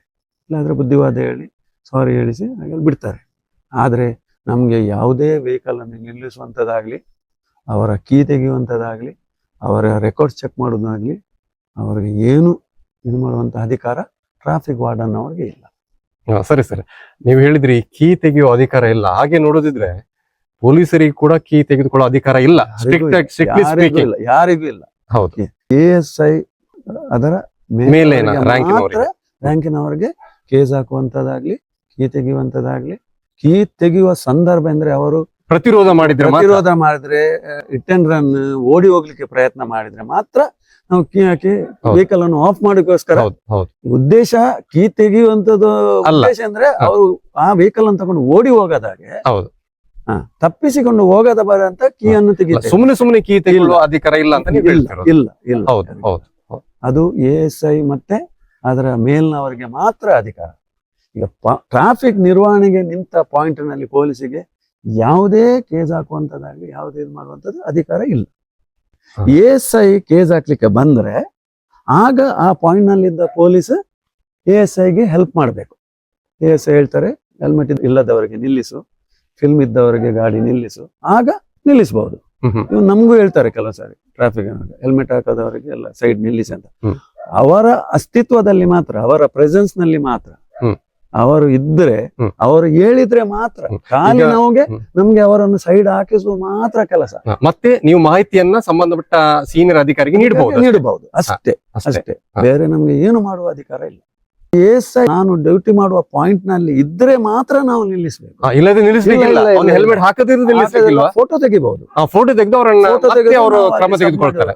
ಅಲ್ಲಿ ಹೋಗಿ ಎವ್ರಿ ಡೇ ನಾವು ಸಂಜೆ ಹೋಗಿ ಹ್ಮ್. ತೆಗೆದ ಫೋಟೋಗಳನ್ನೆಲ್ಲ ಅಲ್ಲಿ ಸಬ್ಮಿಟ್ ಮಾಡಿ ಮತ್ತೆ ಅವರು ಕ್ರಮ ತೆಗೆದುಕೊಳ್ತಾರೆ. ಎಷ್ಟು ಟೈಮ್ ಪಾಯಿಂಟ್ ಯಾವ ದಿನ ತಾರೀಕು ಇದು 3 ಕೊಟ್ರೆ ಆಯ್ತು. ವೆಹಿಕಲ್ ನಂಬರ್ ಅದಲ್ಲಿ ಫೋಟೋದಲ್ಲಿ ಬರ್ತದೆ. ಅಷ್ಟೇ ತಗೊಡ್ಲಿ ಅವರಿಗೆ ನೋಟಿಸ್ ಸೆಂಡ್ ಮಾಡ್ತಾರೆ ಮತ್ತೆ ಕರೀತಾರೆ. ಇನ್ನು ಮತ್ತೆ ಕೆಲವೊಮ್ಮೆ ಏನಾಗ್ತದೆ ಅಂತ ಹೇಳಿದ್ರೆ ಕೆಲವೊಂದು ಹೆಲ್ಮೆಟ್ ಹಾಕಿರಲ್ಲ ಅಥವಾ ಏನಾದ್ರು ವೈಲೇಷನ್ ಮಾಡಿರ್ತಾರೆ. ಹಾಗೆ ಅವರಿಗೆ ಫೈನ್ ಕಟ್ಲಿಕ್ಕೆ ಹೇಳ್ತಾರೆ. ಅದೇ ಕ್ಷಣ ಅವರಲ್ಲಿ ಹಣ ಇರುವುದಿಲ್ಲ. ಹ್ಮ್. ಆವಾಗ ಅವರು ಅದೇ ಕ್ಷಣ ಕಟ್ಬೇಕಾ ಅಥವಾ ಏನಾದ್ರು ಆಪ್ಷನ್ ಇದೆಯಾ ಅವರಿಗೆ? ನೋಡಿ ಈಗ ನೋಡಿ ಯಾರು ಈಗೆಲ್ಲ ಕ್ಯಾಶ್ಲೆಸ್ ಹೌದು, ಹೌದು. ಬ್ಯಾಂಕ್ ಆಗ್ಲಿ ಎಲ್ಲಿ ಆಗ್ಲಿ ಎಲ್ಲರ ಹತ್ರ ಗೂಗಲ್ ಪೇ ಅದು ಪೇ ಇದು ಪೇ ಇರ್ತದೆ. ಅವರ ಹತ್ರ ಅದು ಸಹ ಫೆಸಿಲಿಟಿ ಉಂಟು, ಮಿಷಿನ್ ನಲ್ಲಿ ಉಂಟು. ಹ್ಮ್. ಈಗ 99% ಎಲ್ಲರ ಹತ್ರ ಗೂಗಲ್ ಪೇ ಮತ್ತೆ ಇರುತ್ತೆ. ಬೇರೆ ಬೇರೆ ಫೋನ್ ಪೇ ಎಲ್ಲ ಇರ್ತದೆ. ಹ್ಮ್. ಯಾರು ಈಗ ಕ್ಯಾಶ್ ಅನ್ನು ಕೈಯಲ್ಲಿ ಕೊಂಡೋಗುದಿಲ್ಲ. ಆದ್ರೂ ಸಹ ಕೆಲವು ಸಾರಿ ಅವರ ಹತ್ರ ಗೂಗಲ್ ಪೇ ಇರುದಿಲ್ಲ. ಉದಾಹರಣೆಗೆ ಲೋಕಲ್ ಕೆಲಸಕ್ಕೆ ಹೋಗುವವರು, ಕೂಲಿ ಕೆಲಸಕ್ಕೆ ಕೂಲಿ ಹೋಗೋರು ಕೆಲಸಕ್ಕೆ ಇರುವುದಿಲ್ಲ. ಹೋಗುವವರು ಎಲ್ಲ ಕೆಲವೊಮ್ಮೆ ಮೊಬೈಲ್ ಚಾರ್ಜ್ ಇರುತ್ತೆ. ಚಾರ್ಜ್ ಇರುವುದಿಲ್ಲ. ಹಾಗಂತ ಇರುವಾಗ ಡೈಲಿ ವೇಜಸ್ಗೆಲ್ಲ ಹೋಗುವವರು ಕೆಲವು ಸಂದರ್ಭದಲ್ಲಿ ಅವರ ಹತ್ರ ಹಣ ಇರುವುದಿಲ್ಲ. ಹಣ ಇರುವುದಿಲ್ಲ ಆದ್ರೆ ಅವರಿಗೆ ನೋಟಿಸ್ ಮಾಡ್ಬೋದು. ನೋಟಿಸ್ ಮಾಡಿ ಬಂದು ಪೊಲೀಸ್ ಸ್ಟೇಷನ್ ನಲ್ಲಿ ನೆಕ್ಸ್ಟ್ ಡೇ ಬಂದು ಕಟ್ಟುವುದಾಗ್ಲಿ, ಇಲ್ಲಾಂದ್ರೆ ಮ್ಯಾಂಗ್ಳೂರ್ನಲ್ಲಿ ಕೋರ್ಟ್ ಅಲ್ಲಿ ಕಟ್ಟುವ option ಕೂಡ ಇರುತ್ತೆ. ಇರ್ತದೆ. ಹಾ. 3 ಆಪ್ಷನ್ಸ್ ಉಂಟು. ಹ್ಮ್. ಸ್ಪಾಟ್ ನಲ್ಲಿ ಹಣ ಇಲ್ಲ ಅಂತ ಆದ್ರೆ ಹ್ಮ್. ಅವರಿಗೆ ನೋಟಿಸ್ ಮಾಡಬಹುದು. ಗಾಡಿ ಬಿಟ್ಟು ನೋಟಿಸ್ ಮಾಡಿದ ಕೂಡಲೇ ಅವರು ನೋಟಿಸ್ ಅನ್ನು 15 ದಿವಸ ಒಳಗೆ ಅದನ್ನು ಅವರು ಫಾಲೋ ಅಪ್ ಮಾಡಲೇಬೇಕು. ಇಲ್ಲಾದ್ರೆ ಅವರಿಗೆ ಕೋರ್ಟ್ ಸಮನ್ಸ್ ಬರ್ತದೆ. ಈಗ ವೈಲೆನ್ಸ್ ಮಾಡಿದವರಿಗೆ ಸಹ ನಾವು ನಂಬರ್ ನೋಟ್ ಮಾಡಿ ಅವರಿಗೆ ನೋಟಿಸ್ ಬಿಟ್ಟ ಮೇಲೆ 15 ದಿವಸದ ಅವಕಾಶ ಅವರಿಗೆ ಉಂಟು, ಟೈಮ್ ಉಂಟು. 15 ದಿವಸದೊಳಗೆ ಅವರು ಫೈನ್ ಕಟ್ಟುದಿಲ್ಲ ಅಂತ ಆದ್ರೆ ಅದು ಆಟೋಮೆಟಿಕ್ ಆಗಿ ಸ್ಟೇಷನ್ ನಿಂದ ಕೋರ್ಟಿಗೆ ಸಬ್ಮಿಟ್ ಮಾಡ್ತಾರೆ. ಕೋರ್ಟ್ ನಿಂದ ಅವರಿಗೆ ನೋಟಿಸ್ ಬರ್ತದೆ. ಮತ್ತು ಲಾಯರ್ ಮುಖಾಂತರ ಅವರು ಅಟೆಂಡ್ ಆಗ್ಬೇಕಾಗ್ತದೆ ಕೋರ್ಟಿಗೆ. ಮತ್ತೆ ಅಲ್ಲಿ ಜಡ್ಜ್ ಹೇಳಿದ ಫೈನ್ ಅನ್ನು ಕಟ್ಟಬೇಕಾಗ್ತದೆ. ಲಾಯರ್ ಫೀಸ್ ಪ್ಲಸ್ ಅಲ್ಲಿ ಕೋರ್ಟ್ನ ಜಡ್ಜ್ ಎಷ್ಟು ಹೇಳ್ತಾರೆ ಅಷ್ಟನ್ನು ಅವರು ಪೇ ಮಾಡಬೇಕಾಗ್ತದೆ. ಒಂದು ದಿವಸ ಅವರದ್ದು ವೇಸ್ಟ್ ಆಗ್ತದೆ ಎಲ್ಲ. ನೋಡಿ, ಬೀಸುವ ದೊಣ್ಣೆ ತಪ್ಪಿಸಿದ 100 ವರ್ಷ ಆಯುಷ್ಯ. ಅದರಿಂದ ನಾವು ಆ ಅಫೆನ್ಸ್ ಮಾಡುವ ಮೊದಲು 10 ಸಾರಿ ಎಣಿಸ್ಬೇಕಾಗ್ತದೆ. ಕರೆಕ್ಟ್, ಮುಂದಕ್ಕೆ ನಾವೇ ಅದರ ಪರಿಣಾಮವನ್ನು ಹೊತ್ತು ನಾವೇ ಅನುಭವಿಸಬೇಕಾಗ್ತದೆ. ಕರೆಕ್ಟ್, ಅಷ್ಟೇ. ಕರೆಕ್ಟ್. ಸರಿ ಸರ್, ಈಗ ಕರ್ನಾಟಕದಲ್ಲಿ ಟ್ರಾಫಿಕ್ ವಾರ್ಡನ್ ಕಾನ್ಸೆಪ್ಟ್ ಯಾವಾಗ ಪ್ರಾರಂಭವಾಯಿತು? ನೋಡಿ, 1995ರಲ್ಲಿ ನನ್ನ ತಿಳುವಳಿಕೆ ಪ್ರಕಾರ SM ಕೃಷ್ಣ ಇರುವಾಗ ಈ ಟ್ರಾಫಿಕ್ ವಾರ್ಡನ್ ಆರ್ಗನೈಸೇಷನ್ ಅಂತ ಸ್ಟಾರ್ಟ್ ಆಯಿತು. ಬ್ಯಾಂಗ್ಳೂರ್ ಸಿಟಿ ಪೊಲೀಸ್ BCP ಅಂತ ಅಲ್ಲಿ ಆರ್ಗನೈಸೇಷನ್ ಅಂತ. ನೋಡಿ, ನಾವು ಒಂದು 8-10 ಜನ ಸೇರಿ ಒಂದು ಆರ್ಗನೈಸೇಷನ್ ಮಾಡಬಹುದು. ಆದ್ರೆ ದಳ ಅಂತ ಮಾಡುವಂತ ನಮ್ಗೆ ಅಧಿಕಾರ ಇಲ್ಲ. ಸ್ಕ್ವಾಡ್ ಅಂತ ಮಾಡ್ತಾರಲ್ಲ, ಹೌದು, ಅದು ಡಿಪಾರ್ಟ್ಮೆಂಟ್ಗೆ ಮಾತ್ರ ಅಧಿಕಾರ. ಲೈಕ್ ರೌಡಿ ನಿಗ್ರಹ, ಆಂಟಿ ರೌಡಿ ಸ್ಕ್ವಾಡ್ ಅಂತ. ಆಂಟಿ ರೌಡಿ ಸ್ಕ್ವಾಡ್, ರೌಡಿ ನಿಗ್ರಹ ದಳ, CCB ದಳ, ಮತ್ತೆ ಯಾವುದೇ ಈಗ ಏರ್ಪೋರ್ಟ್ ಪ್ರೊಟೆಕ್ಷನ್, ಅದು ಎಲ್ಲ ಸರ್ಕಾರದ ಅಸ್ತಿತ್ವದಲ್ಲಿ ಮಾತ್ರ ಮಾಡಬಹುದಿನ ನಾವೊಂದು ಪಬ್ಲಿಕ್ ಆಗಿ 8-10 ಜನ ಸೇರಿ ಆರ್ಗನೈಸೇಷನ್ ಮಾಡಬಹುದಂತಲ್ಲದೆ ಸ್ಕ್ವಾಡ್ ಆಗ್ಲಿ ದಳ ಮಾಡ್ಲಿಕ್ಕೆ ನಮ್ಗೆ ಅಧಿಕಾರ ಇಲ್ಲ. ಆದ್ದರಿಂದ ಇದು 95ರಲ್ಲಿ ಕಾನ್ಸೆಪ್ಟ್ ಸ್ಟಾರ್ಟ್ ಆಯಿತು ಬೆಂಗಳೂರಿನಲ್ಲಿ ಫಸ್ಟ್. ಈಗ ಅದು ವೃದ್ಧಿಯಾಗಿ ಮೈಸೂರು, ಹುಬ್ಳಿ, ಧಾರವಾಡ ಮತ್ತೆ ಬೇರೆ ಬೇರೆ ಕಡೆ ಇನ್ಕ್ಲೂಡಿಂಗ್ ಮಂಗಳೂರಿನಲ್ಲಿ ಇದರದ್ದು ಕಾನ್ಸೆಪ್ಟ್ ಸ್ಟಾರ್ಟ್ ಆದದ್ದು 2015. ಟ್ರಾಫಿಕ್ ವಾರ್ಡನ್ಗಳಿಗೆ ಹಿಂದೆ ಖಾಕಿ ಸಮವಸ್ತ್ರ ಇತ್ತು. ಹಾ. ಇಂದು ಅದು ಏಕೆ ಮಾಯವಾಗಿದೆ? ದೊಡ್ಡ ಪ್ರಶ್ನೆ. ಯಾಕೆಂದ್ರೆ ಅವರು ತುಂಬಾ ಏಜ್ ಆದುದರಿಂದ ಅವರೊಂದು ಆ ಪ್ರಾಯದಲ್ಲಿ ಆ ಒಂದು ಆರ್ಗನೈಸೇಷನ್ ಜನರನ್ನು ಒಗ್ಗೂಡಿಸಿ ಒಂದು ಮಂಗಳೂರಿನ ಟ್ರಾಫಿಕ್ ನಿರ್ವಹಣೆಗೆ ಸಹಕಾರ ಕೊಡ್ತಾರೆ ಅಂತ ಅವರು ಆಗ ಯೂನಿಫಾರ್ಮ್ ಮಾಡಿದಕ್ಕೆ ಅವರಿಗೆ ಎಗೇನ್ಸ್ಟ್ ಹೋಗ್ಲಿಕ್ಕೆ ಡಿಪಾರ್ಟ್ಮೆಂಟ್ಗೆ ಆಗ್ಲಿ. ಯಾಕೆಂದ್ರೆ ಅವರು ತುಂಬಾ ಸೀನಿಯರ್ ಆಗಿದ್ರು. 98 ವರ್ಷ ಅಂದ್ರೆ 98 ವರ್ಷ ಮತ್ತೆ ಇಷ್ಟು ಜನರು 20-30 ಜನರಿಗೆ ಸೇರಿಸಿ ಒಂದು ಸ್ಕ್ವಾಡ್ ಮಾಡಿ ಅವರನ್ನೊಂದು ಮಂಗಳೂರಿನ ಇಡೀ ಸಿಟಿಯಲ್ಲಿ ಟ್ರಾಫಿಕ್ ನಿರ್ವಹಿಸಲಿಕ್ಕೆ ಮಾಡುವಂತದ್ದು ಅದೊಂದು ದೊಡ್ಡ ಕೆಲಸ. ಚಾಲೆಂಜ್, ದೊಡ್ಡ ಒಂದು ಚಾಲೆಂಜ್ ಹೇಳ್ಬಹುದು ಅವರ ಏಜ್ಗೆ. ಹೌದು, ಖಂಡಿತವಾಗಿ ಹ್ಯಾಟ್ಸ್ ಆಫ್, ನಾನು ಅವರಿಗೆ ಒಂದು ಸೆಲ್ಯೂಟ್ ಕೊಟ್ಟಿದ್ದೇನೆ. ಖಂಡಿತ. ಯಾಕಂದ್ರೆ ಅವರ ಪ್ರೇರಣೆ ನೋಡಿ ನಾನು ಸಹ ಜಾಯ್ನ್ ಆದದ್ದು. ಹಾ, ಅವರೇ ನನ್ಗೆ ಇನ್ಸ್ಪಿರೇಷನ್ ಅವರೇ ನನ್ಗೆ ಪ್ರೇರಣೆ. ಅವರಿಗೆ ಈ ಪ್ರಾಯದಲ್ಲಿ ಆಗ್ತದೆ, ನಾನು ಯಾಕೆ ಮಾಡಬಾರ್ದು? ಓಕೆ, ಅಷ್ಟು ಪ್ರಾಯದವರಿಗೆ ಆಗುವಾಗ ನನಗೆ ಯಾಕೆ ಆಗುದಿಲ್ಲ? ನಿಮ್ಮ ಪ್ರಾಯ ಕೇಳಲ್ಲ ನಾನು. ಹುಡುಗಿಯರ ಮತ್ತೆ ಇವರ ಪ್ರಾಯ ಕೇಳಬಾರ್ದು ಅಂತ ಹೇಳ್ತಾರೆ. ಹೌದು, ಅದು ಹೆಂಗಸರ ಮಾತ್ರ, ಗಂಡಸರ ಸ್ಯಾಲ್ರಿ ಕೇಳಬಾರ್ದು ಅಂತ ಹೇಳ್ತಾರೆ. ಪ್ರಾಯ ಕೇಳ್ಬಹುದು. ನನಗೆ ಈಗ 65 ವರ್ಷ. ಓಕೆ, 65ರ ಪ್ರಾಯದಲ್ಲೂ ನೀವು ಪ್ರತಿದಿನ 4 ಗಂಟೆ ಸಮಾಜ ಸೇವೆಗೆ ಕೊಡ್ತೀರಾ ಅಂತ ಹೇಳಿದ್ರೆ ನಿಜವಾಗಿ ನಿಮ್ಗೆ ಹ್ಯಾಟ್ಸ್ ಆಫ್ ಸರ್. ಎಲ್ಲ ದೇವರ ದಯೆ ಮತ್ತೆ ಜನರ ಸಹಕಾರ ಹಾ. ಅಷ್ಟೇ. ಆದ್ರಿಂದ ಕಾಕಿ ವಿಷಯ ಹೌದು. ಬರ್ತೇನೆ. ಯಾಕಂದ್ರೆ 2017ರಲ್ಲಿ ಆಗಿನ ಕಮಿಷನರ್ ಏನ್ ಮಾಡಿದೆ ಅಂದ್ರೆ ಬೆಂಗಳೂರಿನಿಂದ ಇದು ಬಂತು, ಕಾಕಿ ಪೊಲೀಸ್ ಮತ್ತೆ ಹೋಮ್ ಗಾರ್ಡ್ಗೆ ಬಿಟ್ರೆ ಯಾವುದೇ ಬೇರೆ ಯಾವುದೇ ಸೆಕ್ಯೂರಿಟಿ ಫಾರ್ಮ್ ಆಗ್ಲಿ ಯಾವುದೇ ವರ್ಗಕ್ಕೆ, ಈವನ್ ಈಗ ಫ್ಲಾಟಿನಲ್ಲಿ ಸೆಕ್ಯೂರಿಟಿ ಇದ್ದವರಿಗೆ ಸಹ ಮೊದಲೆಲ್ಲ ಕಾಕಿತ್ತು. ಈಗ 2017 ನಂತರ ಇಡೀ ಮಂಗಳೂರಿನಲ್ಲಿ ನೋಡಿ ಎಲ್ಲ ವೆಹಿಕಲ್ ಮಾಂಡವಿ ಆಗ್ಲಿ ಬೇರೆ ಬೇರೆ ಸೇಲ್ಸ್ ಇದಾಗ್ಲಿ ಎಲ್ಲ ಸೆಕ್ಯೂರಿಟಿಗೆ ಬೇರೆ ಬೇರೆ ಯೂನಿಫಾರ್ಮ್, ಬ್ಲೂ ಮತ್ತೆ ಗ್ರೀನ್ ಬೇರೆ ಬೇರೆ ಕಲರ್ ಅದನ್ನ ಕಾಕಿಲ್ಲ. ಫ್ಲಾಟಿನ ಸೆಕ್ಯೂರಿಟಿಗೆ ಆಗ್ಲಿ ಯಾರಿಗಾಗ್ಲಿ ಇಲ್ಲ. ಬಸ್ ಡ್ರೈವರ್ ರಿಕ್ಷಾ ಡ್ರೈವರ್ಗೆ ಕಾಕಿ ಯೂನಿಫಾರ್ಮ್ ಬಿಟ್ರೆ ಲೀಗಲಿ ಆಗಿ ಡಿಪಾರ್ಟ್ಮೆಂಟ್ ಯೂನಿಫಾರ್ಮ್ ಕಾಕಿಯಲ್ಲಿ ಇಲ್ಲ. ಹೋಮ್ ಗಾರ್ಡ್ ಮತ್ತೆ ಪೊಲೀಸ್ನವರಿಗೆ ಮಾತ್ರ ಅಧಿಕಾರ. ಟ್ರಾಫಿಕ್ ವಾರ್ಡನ್ ಆಗ್ಲಿ ಬೇರೆ ಯಾವುದೇ ಕೆಲಸ ಮಾಡುವವರಿಗೆ ಆ ಆರ್ಗನೈಸ್ನವರು ಯಾವ ಯೂನಿಫಾರ್ಮ್ ಅನ್ನು ಸೆಲೆಕ್ಟ್ ಮಾಡ್ತಾರೆ ಅದನ್ನು ಹಾಕಿ, ಮತ್ತೆ ಡಿಪಾರ್ಟ್ಮೆಂಟ್ ಯಾವುದು ಅಪ್ರೂವ್ ಮಾಡ್ತಾರೆ ಅದನ್ನು ಹಾಕಿ ಮಾಡಬೇಕು. ಈಗ ನಮಗೆ ಬ್ಲೂ ಡಾರ್ಕ್ ಬ್ಲೂ ಪ್ಯಾಂಟ್ ಮತ್ತೆ ವೈಟ್ ಶರ್ಟ್ ಇದು 1995ರಲ್ಲಿ SM ಕೃಷ್ಣ ಇರುವಾಗಲೇ all over Karnataka traffic warden ಅವರಿಗೆ ಸ್ಯಾಂಕ್ಷನ್ ಆದ ಈ ಯೂನಿಫಾರ್ಮ್. ಇದು ಅಧಿಕೃತ. ಇಡೀ ಬೆಂಗಳೂರಿನಲ್ಲಿ ಈಗ 780 ಇದು ಸ್ಯಾಂಕ್ಷನ್ ಆದದ್ದು ಇತ್ತೀಚೆಗಲ್ಲ, ಅವಾಗಲೇ ಸ್ಯಾಂಕ್ಷನ್ ಆದ ಯೂನಿಫಾರ್ಮ್ ಇದು ಬೆಂಗಳೂರಿನಲ್ಲಿ ಸ್ಯಾಂಕ್ಷನ್ ಆದದ್ದು 95ರಲ್ಲಿ. ಹಾ. ಟ್ರಾಫಿಕ್ ವಾರ್ಡನ್ ಫಾರ್ಮ್ ಆಗುವಾಗಲೇ ಇದೇ ಯೂನಿಫಾರ್ಮ್ ಇತ್ತು. ಆಗಿಂದ ಈಗ ತನಕ ಸಹ ನೀವು ಬೆಂಗಳೂರಿನಲ್ಲಿ ಎಲ್ಲಿ ಬೇಕಾದ್ರೆ ನೋಡಿ ಇದೇ ಯೂನಿಫಾರ್ಮ್ ಹಾಕಿ ಮಾಡ್ತಾರೆ. ಅಲ್ಲಿ ಅದರಲ್ಲಿ ಒಂದು ಬ್ಯಾಜ್ ಇದೆ, ಹೌದು ಟ್ರಾಫಿಕ್ ವಾರ್ಡನ್ ಅಂತ ಬರ್ದಿದೆ ಇದರಲ್ಲಿ, ಬರ್ದಿದೆ. ಮತ್ತೆ ಟ್ರಾಫಿಕ್ ಪೊಲೀಸ್ ಅಂತಲೂ ಕೂಡ ಬರ್ದಿದೆ ಕೆಳಗೆ ಅಲ್ವಾ. ಹೌದು. ಟ್ರಾಫಿಕ್ ಪೊಲೀಸ್ ಮ್ಯಾಂಗ್ಳೂರ್ ಸಿಟಿ ಅಂದ್ರೆ ಅವರು ನಿಮ್ಗೆ ಇದು ಹೌದು. ಕೊಟ್ಟಿರುವಂತದ್ದು ಎಂಬ ಅರ್ಥದಲ್ಲಿ ಹೌದು. ಟ್ರಾಫಿಕ್ ಪೊಲೀಸ್ ಮ್ಯಾಂಗ್ಳೂರ್ ಸಿಟಿ ಅಂತ ಇವರ ಬ್ಯಾಜ್ ಅಲ್ಲಿ ನಾವು ನೋಡ್ತೇವೆ. ಮತ್ತೆ ಟ್ರಾಫಿಕ್ ವಾರ್ಡನ್ ಅಂತ ಮೇಲೆ ಸ್ಪಷ್ಟವಾಗಿ ಬರೆದಿದೆ. ಪ್ಲಸ್ ನಿಮಗೆ ಒಂದು ಡೆಸಿಗ್ನೇಷನ್ ಇದೆ. ಹೌದು. ಡೆಸಿಗ್ನೇಷನ್ ಅಲ್ಲಿ ನಿಮ್ದು ಫ್ರಾನ್ಸಿಸ್ ಮ್ಯಾಕ್ಸಿಮ್ ಮೋರಸ್ ಅಂತ ಹೇಳಿ ನಿಮ್ಮ ಹೆಸರು ಇದೆ. ಪ್ಲಸ್ ಇದು ಮಂಗಳೂರು ಟ್ರಾಫಿಕ್ ಪೊಲೀಸ್ ಅಂತ ಹೇಳಿ ಹೌದು. ಒಂದು ಅದು ಇದೆ, badge. ಚಿಹ್ನೆ, ಹೌದು. ಚಿಹ್ನೆ ಇದೆ ಹೌದು. ಅಲ್ವಾ. ಅದು ಹೌದು. Traffic signal. ಟ್ರಾಫಿಕ್ ಸಿಗ್ನಲ್ ಇದು. ಅದು ಆಂಬ್ಲಮ್ ಹೇಳ್ತಾರೆ ಅದಕ್ಕೆ. ಆದ್ರಿಂದ 2017ರಲ್ಲಿ ಎಲ್ಲ ಟ್ರಾಫಿಕ್ ವಾರ್ಡನ್ ಅವರಿಗೆ ಕಾಕಿಯನ್ನು ಕ್ಯಾನ್ಸಲ್ ಮಾಡಿದ್ರು ಕಮಿಷನರ್ ಮತ್ತೆ DCP. ಸರ್, ಈಗ ಕಾಕಿಯನ್ನು ಕ್ಯಾನ್ಸಲ್ ಮಾಡ್ಲಿಕ್ಕೆ ಈ ಕೆಲವೊಂದು ಟ್ರಾಫಿಕ್ ವಾರ್ಡನ್ ಗಳ ಮೇಲೆ ಬಂದಂತ ಆರೋಪ ಕೂಡ ಕಾರಣ ಇರಬಹುದಾ? ಇರಬಹುದು, ಉಂಟು, ಬಂದಿದೆ. ಕೆಲವೊಂದು ಆರೋಪಗಳು ಅವರ ಮೇಲೆ ಕೂಡ ಬಂದಿದೆ. ಬಂದಿದೆ ಅಂದ್ರೆ ಅದನ್ನು ಡಿಪಾರ್ಟ್ಮೆಂಟ್ ಗೆ ಗೊತ್ತುಂಟು. ಅದನ್ನು ಪಬ್ಲಿಷ್ ಅವರು ಮಾಡ್ಲಿಲ್ಲ. ಯಾಕಂದ್ರೆ ಮಿಸ್ಯೂಸ್ ಮಾಡಿದ್ದಾರೆ ಆ ಕಾಕಿ ಯೂನಿಫಾರ್ಮ್ ಅನ್ನು. ಮಿಸ್ಯೂಸ್ ಮಾಡಿದ್ದಾರೆ. ಯಾಕಂದ್ರೆ ಜನರಿಗೆ ಕನ್ಫ್ಯೂಷನ್, ನಿಜವಾದ ಟ್ರಾಫಿಕ್ ವಾರ್ಡನ್ ಯಾರು ಅಂತ. 2 ಟೈಪ್ ಡ್ರೆಸ್ ಇದ್ದದ್ದು. ಹೌದು ಹೌದು, ಪೊಲೀಸ್ ಯಾರು ಟ್ರಾಫಿಕ್ ವಾರ್ಡನ್ ಯಾರು ಗೊತ್ತಾಗುದಿಲ್ಲ. ಈಗ ಕತ್ತಲೆಗೆ ನೋಡಿ ನಿಮ್ಮ ಬ್ಯಾಜ್ ಎಲ್ಲ ಯಾರಿಗೂ ಕಾಣುದಿಲ್ಲ. Correct correct. ಕಾಕಿಯಲ್ಲಿ ವಿಸಿಲ್ ರೂಪ್ ಎಲ್ಲ ಹಾಕಿ ಹೌದು ಬ್ಯಾಜ್ ಹಾಕುವಾಗ ಕತ್ತಲಲ್ಲಿ ನಿಮ್ಗೆ ಈಗ ಹೆಲ್ಮೆಟ್ ಹಾಕದೆ ಹೋಗುವಾಗ ರಪ್ಪ ನಿಲ್ಲಿಸಿದ್ರೆ ನೀವು ಅವರ ಇದನ್ನೆಲ್ಲ ನೋಡ್ಲಿಕ್ಕೆ ಹೋಗುದಿಲ್ಲ. ಡ್ರೆಸ್ ನಿಮ್ಗೆ ಪೊಲೀಸ್ ಮತ್ತೆ ಜನಸಾಮಾನ್ಯರಿಗೆ ಸುಲಭವಾಗಿ ಗೊತ್ತಾಗುದಿಲ್ಲ. ಆ ಕತ್ತಲೆಯಲ್ಲಿ ಓಣಿ ಊರಿನಲ್ಲೆಲ್ಲ ನಿಲ್ಲುವಾಗ ಯಾವತ್ತೂ ಅದು ಮಿಸ್ಯೂಸ್ ಆಗುವಂತ ಸಂಬಂಧ ಉಂಟು. ಮತ್ತೆ ನಾವು ಅಧಿಕೃತವಲ್ಲದ ಯೂನಿಫಾರ್ಮ್ ಅನ್ನು ಹಾಕಿ ನಾಳೆ ನಾವು ಡ್ಯೂಟಿಯಲ್ಲಿ ಇರುವಾಗ ನಿಮ್ಗೆ ಏನಾದ್ರೂ ಸಂಭವಿಸಿದ್ರೆ ಅದಕ್ಕೆ ಯಾರು ಹೊಣೆ? ಕರೆಕ್ಟ್. ಡಿಪಾರ್ಟ್ಮೆಂಟ್ ಹೊಣೆ ತಗೊಳ್ಳಿಕ್ಕೆ ತಯಾರಿಲ್ಲ. ಯಾಕಂದ್ರೆ ಡಿಪಾರ್ಟ್ಮೆಂಟ್ ನಿಂದ ಸ್ಯಾಂಕ್ಷನ್ ಆದ ಯೂನಿಫಾರ್ಮ್ ಅಲ್ಲ ಅದು. We are not A police. Correct. ನಾವು ಪೊಲೀಸ್ ಅಲ್ಲ, ನಾವು ಪಬ್ಲಿಕ್. ಕರೆಕ್ಟ್. ಆಗ ನಾವು ಕಾಕಿ ಡಿಪಾರ್ಟ್ಮೆಂಟ್ ಯೂನಿಫಾರ್ಮ್ ಹೇಗೆ ಹಾಕೋದು? ಕರೆಕ್ಟ್. ಅದಕ್ಕೋಸ್ಕರ ನಮ್ಗೆ ವಾಕಿ ಟಾಕಿ ಆಗ್ಲಿ, ನಮ್ಗೆ ಡಿಪಾರ್ಟ್ಮೆಂಟ್ ನ ಯಾವುದೇ ಒಂದು ಸಲಕರಣೆಗಳು ಇಲ್ಲ. ಬಾಡಿ ಕ್ಯಾಮರಾ ಇಲ್ಲ, ಫಾರ್ ಎಕ್ಸಾಂಪಲ್. ಕ್ಯಾಮರಾ ಇಲ್ಲ, ಯಾವುದಿಲ್ಲ. ನಾವು ನಮ್ಮ ಸ್ವಂತ ಇದರಲ್ಲಿ ಬೇಕಾದ್ರೆ ನಮ್ಮ ಪ್ರೊಟೆಕ್ಷನ್ ನಾವು ಓನ್ ಹಾಕ್ಬಹುದು. ಬೇಕಿದ್ರೆ ಬಾಡಿ ಕ್ಯಾಮರಾ ನೀವೇ ತಗೊಂಡು ಹಾಕ್ಬಹುದು, ನಿಮ್ಮ ಸೇಫ್ಟಿಗಾಗಿ. ನಮ್ಮ ಸೇಫ್ಟಿಗೆ. ನಾಳೆ ನಮ್ಗೆ ಯಾರಾದ್ರೂ ಮೈ ಕೈ ಮಾಡಿದ್ರೆ, ಯಾರಾದ್ರೂ ನಮ್ಮ ಮೇಲೆ ಆಕ್ರಮಣ ಮಾಡಿದ್ರೆ ನಮ್ಗೆ ಪ್ರೂಫಿಗೆ ಬೇಕಾಗ್ತದೆ. ಹೌದು. ಏನಾದ್ರೂ ಅವೇಚ ಶಬ್ದದಲ್ಲಿ ನಾನು ಬೈಲೇ ಇಲ್ಲ ಅಂತ ಹೇಳಿದ್ರೆ ನಮ್ಗೆ ಈ ಬಾಡಿ ಕ್ಯಾಮರಾದಲ್ಲಿ ಅವ್ರದ್ದು ಪ್ರೂಫ್ ಸಿಗ್ತದೆ. ಹೌದು ಹೌದು. ನಾವಾಗಿ ನಮ್ಮ ಖರ್ಚಲ್ಲಿ ನಾವು ಹಾಕಬಹುದು ವಿನ ಡಿಪಾರ್ಟ್ಮೆಂಟ್ ನಿಂದ ಅದು ಏಸ್ ಅಂಡ್ ಎಬವ್ ಅವರಿಗೆ ಮಾತ್ರ ಆಗ್ತದೆ, ಬೇರೆಯವರಿಗಿಲ್ಲ. ಯಾಕಂದ್ರೆ ಅವರು ಗಾಡಿ ನಿಲ್ಲಿಸುವಾಗ ಪಬ್ಲಿಕ್ ಅವರ ಹತ್ರ ಫೈಟ್ ಮಾಡ್ತಾರೆ, ಅರ್ಗ್ಯೂ ಮಾಡ್ತಾರೆ, ಅವೇಚ ಶಬ್ದದಿಂದ ಬೈತಾರೆ. ಆಗ ಅವರಿಗೆ ಪ್ರೂಫಿಗೆ ಬೇಕಾಗ್ತದೆ. ಹೌದು. ಈಗ ಟ್ರಾಫಿಕ್ ಪೊಲೀಸರು ಕೆಲವೊಮ್ಮೆ ವಾಹನ ಸವಾರರನ್ನು ಯಾವುದೇ ಒಂದು ನಿರ್ದಿಷ್ಟ ಕಾರಣಕ್ಕೆ ನಿಲ್ಲಿಸಿದಾಗ ಅವರನ್ನ ಅವಾಚ್ಯವಾಗಿ ಬೈಯುವುದು, ಪ್ರತಿರೋಧ ಉಂಟು ಮಾಡುವುದು ಅಂತ ಘಟನೆಗಳು ನಡೆಯುತ್ತೆ. ಹಾಗಿರುವಾಗ ನೀವು ನಿಮ್ಮನ್ನು ಕಂಡಾಗ ನೀವು ಟ್ರಾಫಿಕ್ ಪೊಲೀಸ್ ಅಲ್ಲ ಅಂತ ಹೇಳಿ ಅವರು ನಿಮ್ಮ ಮೇಲೆ ಹೆಚ್ಚು ದರ್ಪ ತೋರಿಸುವ ಸಾಧ್ಯತೆಗಳು ಇರಬಹುದು. ಯಾಕಂದ್ರೆ ನೀವು ಪೊಲೀಸರು ಅಲ್ಲ, ನೀವು ಟ್ರಾಫಿಕ್ ವಾರ್ಡನ್ ಅವ್ರಿಗೆ ಗೊತ್ತಾಗತ್ತೆ ನೀವು ಯಾರು ಅಂತ ಕೇಳಲಿಕ್ಕೆ ಅಂತ. ಆ ರೀತಿ ಪ್ರತಿರೋಧವನ್ನು ಉಂಟು ಮಾಡಿದ ಘಟನೆಗಳು ಇವೆಯಾ ಸರ್? ದಿನ ಆಗ್ತದೆ.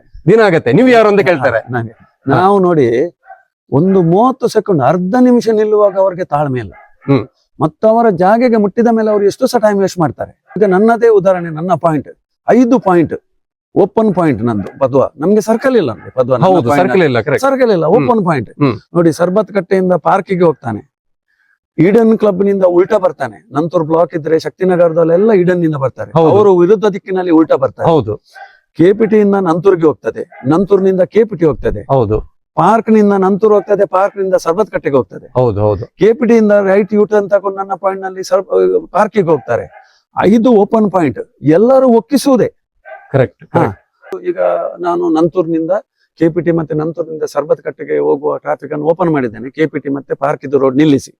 ಆಗ ಸಡನ್ ಕೆಪಿಟಿಯಿಂದ ಒಂದು ಆಂಬುಲೆನ್ಸ್ ಬರ್ತದೆ. ಈಗ ನಾನು ಯಾವುದಕ್ಕೆ ಮೊದಲು ಆದ್ಯತೆ ಕೊಡಬೇಕು? ಆ ಹೋಗುವ ಟ್ರಾಫಿಕ್ಗೆ, ಆಂಬುಲೆನ್ಸ್ಗೆ ಆದ್ಯತೆ ಕೊಡು. ಇಮಿಡಿಯೇಟ್ ಅದನ್ನು ನಿಲ್ಲಿಸಿ ನಾನು ಇದನ್ನು ಓಪನ್ ಮಾಡ್ತೇನೆ. ಆಗ ಇವರು ನಮ್ಮ ಮೈ ಮೇಲೆ ಹಾರ್ತಾರೆ. ಓಹೋ. ನಾವು ಆಗದಿಂದ ವೇಟ್ ಮಾಡಿದೆವು, ಬಿತ್ತದನ್ನು ಬಿಟ್ಟಿದ್ದೀರಿ. ಈಗ ಅಲ್ಲಿ ಆಂಬುಲೆನ್ಸ್ ಉಂಟು, ಅದು ನನ್ನ ಕಾಲಬುಡದಲ್ಲಿಲ್ಲ, ಅಷ್ಟು ದೂರ ಇರ್ತದೆ. ಅದು ಬರುವ ತನಕ ಅದರ ಮುಂದೆ ಇದ್ದ ಟ್ರಾಫಿಕ್ ಹೋದ್ರೆ ಮಾತ್ರ ಹೋಗ್ಲಿಕ್ಕೆ ಪಾಸ್ ಆಗ್ತದೆ. ಹೌದು, ಅವ್ರಿಗೆ ಗೊತ್ತುಂಟು, ಪಬ್ಲಿಕ್ಗೆ ಎಲ್ಲ ಗೊತ್ತುಂಟು, ಆದ್ರೆ ತಾಳ್ಮೆ ಇಲ್ಲ. ನೋಡಿ, ಅಹಂಕಾರ ಸಹಜ, ಹುಟ್ಟುವಾಗಂತ ಬರುವಂತದ್ದು, ಆದ್ರೆ ದುರಹಂಕಾರಕ್ಕೆ ಮದ್ದಿಲ್ಲ. ಕರೆಕ್ಟ್. 3 ಜನ ಹೆಲ್ಮೆಟ್ ಹಾಕದೆ ಹೋಗ್ತಾರೆ. ಸರ್, ಹೆಲ್ಮೆಟ್ ಹಾಕಿ ಸರ್. ಬೇರೆ ಎಲ್ಲಿ ಪೆಟ್ಟಾದ್ರೆ ಇಟ್ ಇಸ್ 80 ದಿವಸದಲ್ಲಿಯೋ 1 ವರ್ಷದಲ್ಲಿಯೋ 6 ತಿಂಗಳಲ್ಲಿ ಗುಣ ಆಗ್ತದೆ. ಆದ್ರೆ ತಲೆಗೆ ಒಮ್ಮೆ ಪೆಟ್ಟಾದ್ರೆ ಫಾರ್ ಎವರ್, ಜನ್ಮಾಂತರ ನೀವು ಸಫರ್ ಆಗ್ಬೇಕಾಗ್ತದೆ. ಸರ್, ದಯಮಾಡಿ ಹೆಲ್ಮೆಟ್ ಹಾಕಿ. ನಮ್ಗೆ ಗೊತ್ತುಂಟು, ನಮ್ಗೆ ತಲೆ ಬೇಕಾದ್ರೆ ಹಾಕ್ತೇವೆ, ನೀವು ಪೊಲೀಸಾ? ಇಂಥದೆಲ್ಲ ಉಡಾಫೆ ಉತ್ತರ. ಮತ್ತೆ ಉಲ್ಟಾ ಯಾಕೆ ಬರ್ತೀರಿ? ಮತ್ತೆ ನಾವು ಅಲ್ಲಿ ಟರ್ನ್ ಹೋಗಿ ಬರ್ಬೇಕಾ? ಪೆಟ್ರೋಲ್ಗೆ ನೀವು ಹಣ ಕೊಡ್ತೀರಾ? ನಮ್ಗೆ ಇದೆಲ್ಲ ಉಡಾಫೆ ಉತ್ತರ. ಬೇಸರ ಆಗತ್ತೆ ಅಲ್ವಾ? ಬೇಸರ ಆಗ್ತದೆ. ಅವ್ರಿಗೆ ತಾಳ್ಮೆ ಇಲ್ಲ. ಹಾಗಾಗಿ ನೀವು ಏನ್ ಮಾಡ್ತೀರಾ ಅಂತ ಸಿಚುವೇಶನ್ ಗಳನ್ನ ನೀವು ಹೇಗೆ ನಿಭಾಯಿಸ್ತೀರಿ? ಆಗ ಅವರು ಬೈತಾರೆ, ಆಯ್ತು thank you sir, God bless ಅಂತ ಹೇಳುದು. ಮತ್ತೆ ಏನು ಮಾಡುದು? ನಮ್ಗೆ ಏನು ಮಾಡ್ಲಿಕ್ಕೆ ಅಧಿಕಾರ ಇಲ್ಲ. ಕೆಲವು ಸಾರಿ ಇಳಿದು ಹೊಡಿಲಿಕ್ಕೆ ಬಂದಿದ್ದಾರೆ, ನೀವು ನಂಬಲಿಕ್ಕಿಲ್ಲ, ಉಗುಳ್ತಾರೆ ನಮ್ಗೆ. ಓಹೋ. ಉಗುಳಿ ಹೋಗಿದ್ದಾರೆ 3 ಸಾರಿ ನನ್ನ ಮೈ ಮೇಲೆ ಉಗುಳಿ ಹೋಗಿದ್ದಾರೆ. ಒಮ್ಮೆ ಪಾನ್ ತಿಂದು ಉಗುಳಿ ಹೋಗಿದ್ದಾರೆ. ಓಹೋ.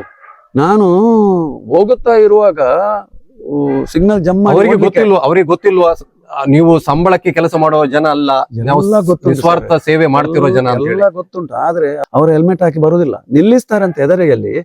ಒಂದು ಸೈಡ್ ಟ್ರಾಫಿಕ್ ಹೋಗುವಾಗ ಅದರ ಇಡೆಯಲ್ಲಿ ರಪ್ಪ ತೂರಿಸಿ ಎಸ್ಕೇಪ್ ಆಗೋದು. ಆಗ ನಾವು ಅಡ್ಡ ಬಂದ್ರೆ ನಮ್ಮ ಉಗುಳಿ ಹೋಗ್ತಾರೆ, ಬಾಯಲ್ಲಿ ಪಾನ್ ಇರ್ತದೆ. ಮತ್ತೆ ನೋಡಿ, ಸಂಜೆ ಆಗುವಾಗ ಡ್ರಿಂಕ್ ಅಂಡ್ ಡ್ರೈವ್, ಡ್ರಗ್ಸ್, ಮತ್ತೆ ಹೆಲ್ಮೆಟ್ ನೊಳಗೆ ಮೊಬೈಲ್ ಇಟ್ಟು ಕೊಡುವಾಗ. ಈಗ ನೋಡಿ, ಮೊದ್ಲೆಲ್ಲ ಮುಖ ಕಾಣುವಂತ ಹೆಲ್ಮೆಟ್ ಇತ್ತು, ಅದರಲ್ಲಿ ನಿಮ್ಮ ಮುಖ ಕಾಣ್ತಿತ್ತು, ಮೊಬೈಲ್ ಎಲ್ಲ ಒಳಗೆ ಲಾಕ್ ಮಾಡಿ ಇಟ್ಟು ಮಾತಾಡಿದೆಲ್ಲ ಗೊತ್ತಾಗ್ತಿತ್ತು. ಈಗ ಏನಂದ್ರೆ ಕ್ಲೋಸ್ ಟೈಪ್ ಹೆಲ್ಮೆಟ್ ಬಂದಿದೆ. ಕ್ಲೋಸ್ ನೈಟ್ ಹೆಲ್ಮೆಟ್ ಬಂದ ನಂತರ ಅದರ ಒಳಗೆ ಮೊಬೈಲ್ ಇಟ್ಟು ಮಾತಾಡಿ ಹೋಗ್ತಾರೆ, ಯಾರಿಗೂ ಗೊತ್ತಾಗುದಿಲ್ಲ. ಯಾರಿಗೂ ಗೊತ್ತಾಗುದಿಲ್ಲ. ಅದು ಬಂದ ನಂತರವೇ ಇದೆಲ್ಲ ಒಫೆನ್ಸ್ ಸ್ಟಾರ್ಟ್ ಆಯ್ತು, ಆಕ್ರಮಣಗಳು. ನೋಡಿ, ಚೈನ್ ಸ್ನ್ಯಾಚಿಂಗ್ ಮಾಡೋದು, ಮತ್ತೆ ಬೇರೆ ಎಲ್ಲ ಇದನ್ನು ಮುಖ ಚರಿ ಕಾಣುದಿಲ್ಲ.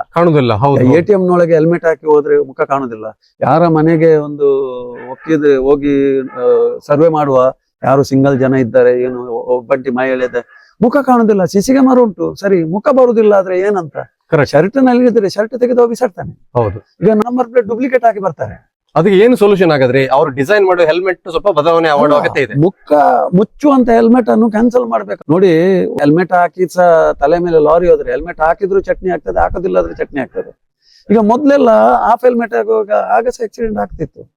ನಾವು ನಮ್ಮ ಟ್ರಾಫಿಕ್ ಅನ್ನು ಕರೆಕ್ಟ್ ರೂಲ್ಸ್ ರೆಗ್ಯುಲೇಷನ್ ನಲ್ಲಿ ಫಾಲೋ ಮಾಡಿ ಡ್ರೈವ್ ಮಾಡಿದ್ರೆ, ಅಂತ ಸ್ವಲ್ಪ ಮನೆಯಿಂದ ಹೊರಡುವಾಗ ಸ್ವಲ್ಪ ಬೇಗ ಹೊರಡಿದ್ರೆ, ಸ್ಟಾರ್ಟ್ ಅರ್ಲಿ ರೀಚ್ ಸೇಫ್ಲಿ ಅಂತ ಗಾದೆ ಉಂಟು. ಹೌದು, ಮಾಡಿದ್ರೆ ಎಲ್ಲ ನಮ್ಮ ಕೈಯಲ್ಲಿ ಉಂಟು. ಮತ್ತೆ 100ರಲ್ಲಿ 1 ನೆಗ್ಲಿಜೆನ್ಸ್. ನಾವು ಎಷ್ಟು ಸರಿ ಹೋದ್ರು ಇನ್ನೊಬ್ಬ ವಿರುದ್ಧ ದಿಕ್ಕಿನಲ್ಲಿ ಬಂದು ಹೊಡೆಯುವುದೆಲ್ಲ 100ರಲ್ಲಿ 1% ಇರ್ಬೋದು. ಇಲ್ಲ, ಮೆಕ್ಯಾನಿಕಲ್ ಫಾಲ್ಟ್ ಭಾರಿ ಕಮ್ಮಿ ಈಗನೆಲ್ಲ ಸಫಿಸ್ಟಿಕೇಟೆಡ್ ಗಾಡಿ ಇರುವಾಗ.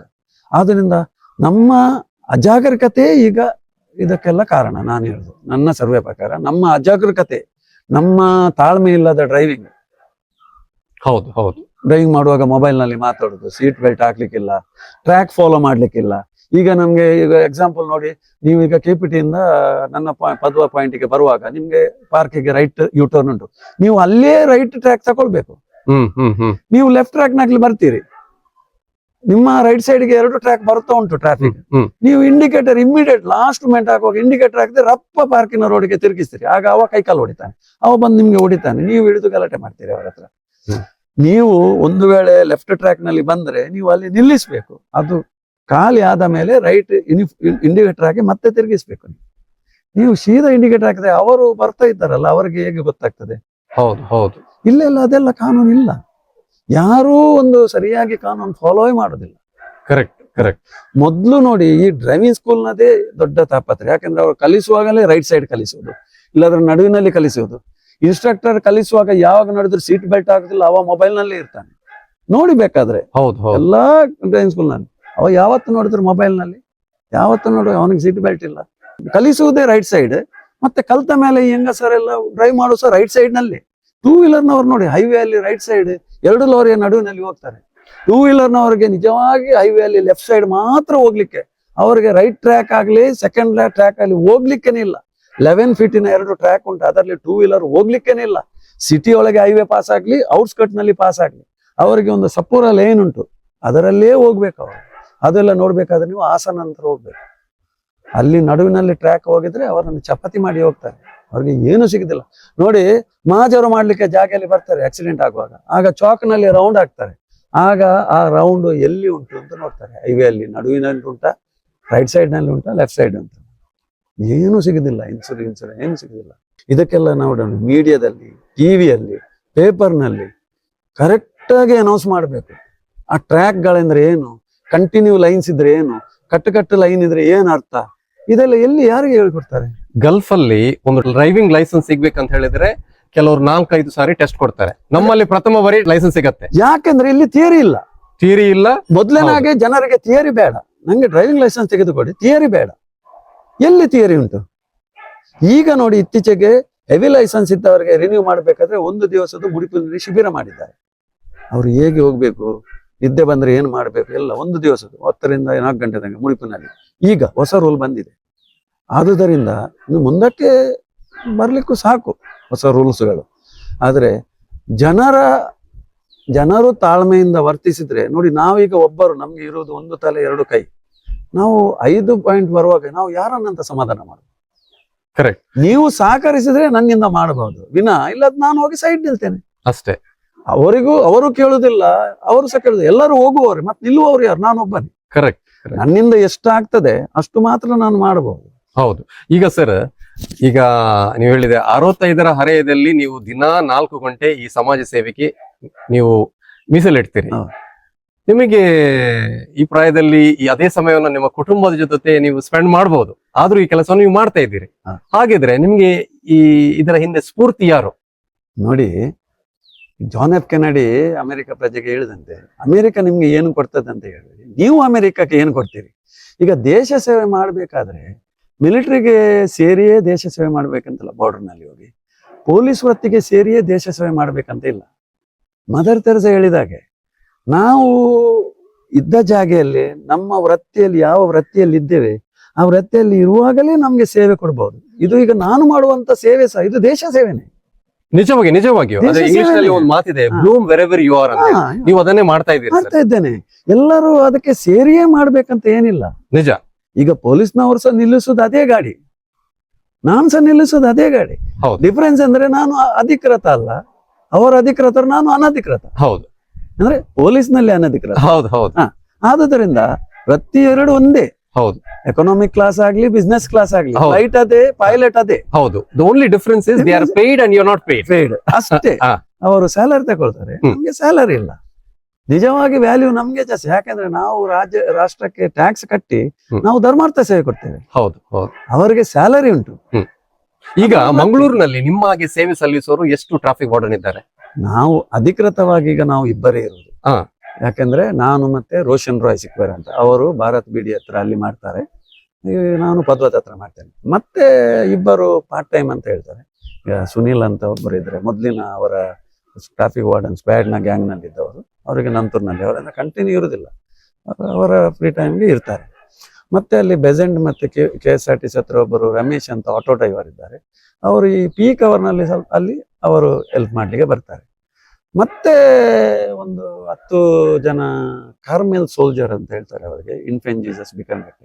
ಅದು ಪ್ರತಿ ಗುರುವಾರ ನೋವೆನ ಇರುವಾಗ ಅಲ್ಲಿ ಗಂಟೆಗೊಮ್ಮೆ ಪೂಜೆ ಇರ್ತಾರೆ. ಹೌದು, ನಾನು ನೋಡಿದ್ದೇನೆ. ಅವ್ರು ರಿಜಿಸ್ಟರ್ಡ್ ರಿಜಿಸ್ಟರ್ ಅಂದ್ರೆ ಅವರು ಅಧಿಕೃತವಾಗಿ ರಿಜಿಸ್ಟರ್ ಆಗಿಲ್ಲ. ರಿಜಿಸ್ಟರ್ ಆದ್ರೆ ಅಂದ್ರೆ ಈ ಡ್ರೆಸ್ ಹಾಕ್ಬೇಕು. ಓಕೆ. ಅವರಂದ್ರೆ ಎಲ್ಲ ಆಟೋ ಡ್ರೈವರ್ ಆದ್ರಿಂದ ಅವರು ಈ ಡ್ರೆಸ್ ಹಾಕಿ ಮಾಡ್ಲಿಕ್ಕೆ ತಯಾರಿಲ್ಲ. ಯಾಕಂದ್ರೆ ಅವರಿಗೆ ಮತ್ತೆ ಚೇಂಜ್ ಮಾಡ್ಬೇಕಲ್ಲ, ಬಾಡಿಗೆ ಮಾಡ್ಬೇಕಾಗ್ತದೆ. ಅದಕ್ಕೋಸ್ಕರ ಅವರು ಈ ಟ್ರೈನ್ ಹಾಕ್ಲಿಕ್ಕೆ ಅವರು ಎಗ್ರಿ ಆಗೋದಿಲ್ಲ. ಆದ್ರಿಂದ ಅವರು ನಮ್ಮ ಹಾಗೆ ನಿರ್ವಹಣೆ ಇಲ್ಲ. ಅಗತ್ಯಕ್ಕೆ ತಕ್ಕಂತೆ ಅಲ್ಲಿ ಮಾತ್ರ ಅದು ಚರ್ಚಿನ ನಿರ್ವಹಣೆ ಮಾತ್ರ. ಅವರು ನಮ್ಮ ಹಾಗೆ ಬೇರೆ ಕಡೆ ಜಂಕ್ಷನ್ ಅಲ್ಲಿ ಮಾಡುದಿಲ್ಲ, ಯಾರು ಮಾಡುದಿಲ್ಲ.